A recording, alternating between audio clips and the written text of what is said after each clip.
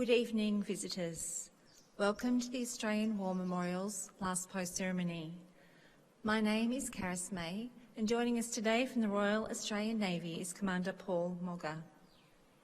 We welcome the veterans who have served, those that are still serving, and the families that support them.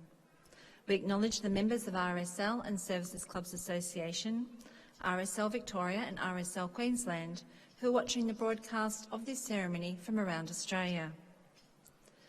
This evening, wreaths will be laid by visitors as well as students on behalf of the Primary Department from Muir College in Rothwell, Queensland. To commence this evening's ceremony, I invite you all stand and join in singing the National Anthem.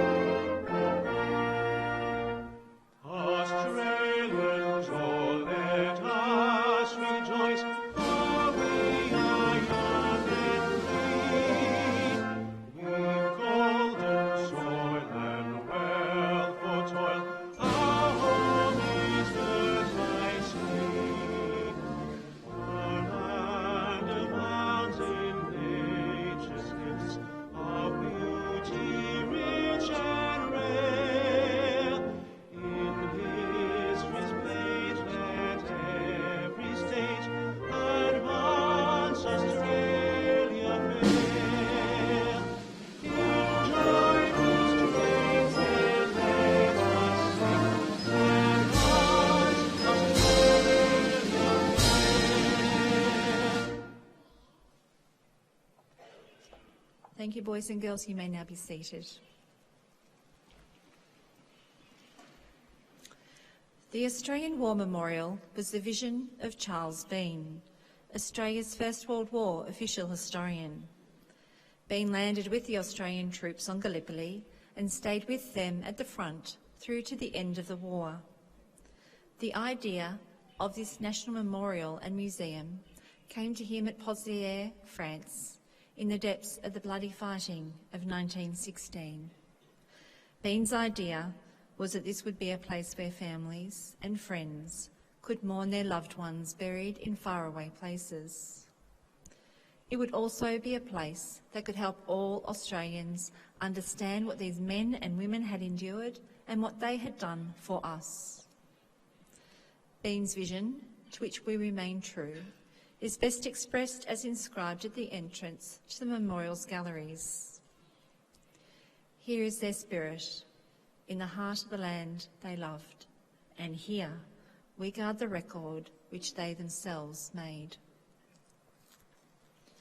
Tonight, we will read the story behind just one of those on the Roll of Honour, which lists the more than 102,000 men and women who have given their lives for us in war and other operations for over more than a century. But first, we present a lament, Flowers of the Forest. Wreaths and floral tributes will now be laid at the base of the pool of reflection.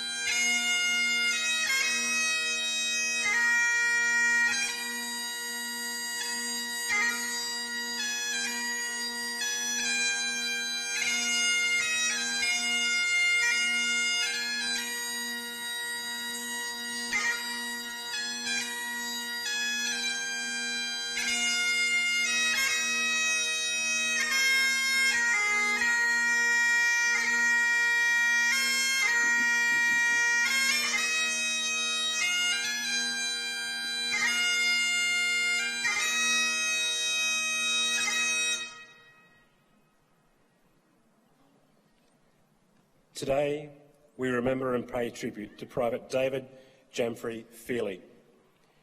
David Feely was born in 1888, the youngest son of George and Margaret Feely of El Dorado, Victoria. El Dorado was a gold rush town, and George Feely became one of its leading businessmen at the height of its popularity. David was the last of a large number of children born to the couple. In 1904, his nephew was killed when he accidentally fell down a well, and in 1914, his brother Edward died unexpectedly from pneumonia.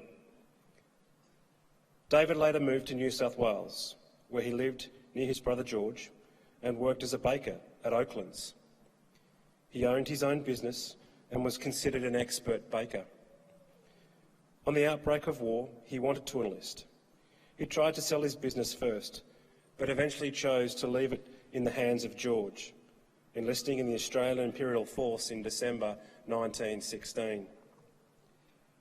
David Feely was posted to the 20th Battalion, and after a period of training in Australia, left Sydney on board the troop ship Anchises in January 1917.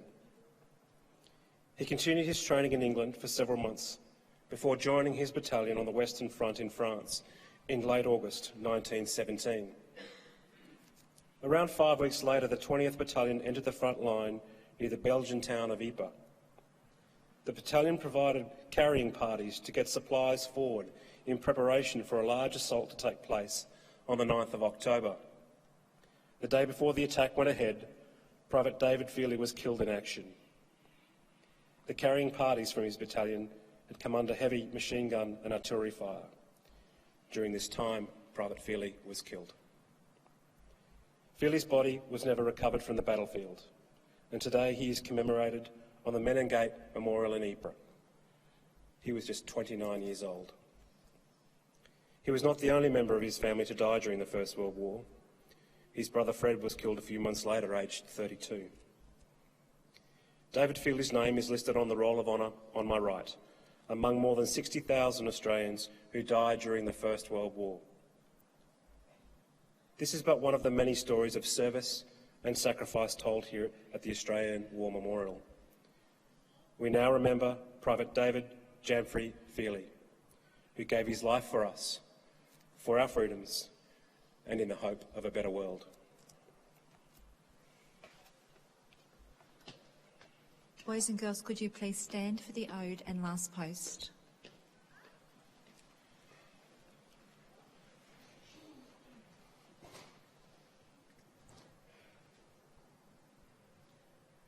They shall grow not old, as we that are left grow old. Age shall not weary them, nor the years condemn. At the going down of the sun, and in the morning, we will remember them.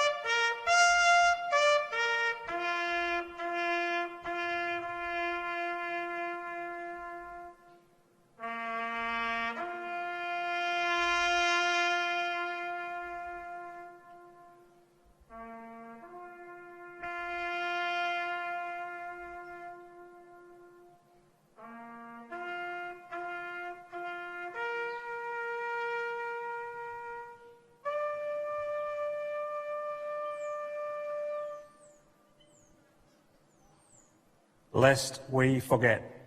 Lest we forget.